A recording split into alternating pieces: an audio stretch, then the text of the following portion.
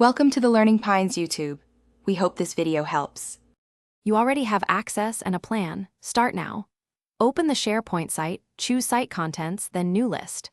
Once done, pick a template or start a blank list. Name the list clearly and add a concise description so team members understand purpose. Make sure to set permissions if this is sensitive data. Use groups rather than individuals for easier management.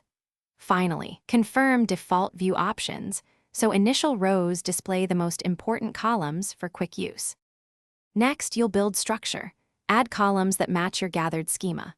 For each column, set type, required status, and default value. Use choice for controlled vocabulary and lookup for relational data.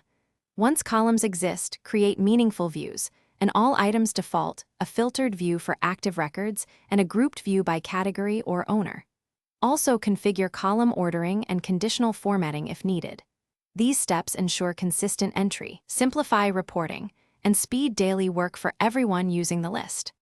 Finish by enabling versioning and alerts, and customize the list form or use Power Apps if you need richer input screens. Test by adding sample items and verifying lookup links, calculated fields, and workflows. Once done, share the list link with stakeholders and document usage rules. If something breaks, first check your permissions and column types. Mismatched types or missing lookups usually cause errors. Also clear browser cache and retest. If workflows fail, review Flow or Power Automate run history to pinpoint the issue. Thanks for watching. Consider subscribing if we helped you.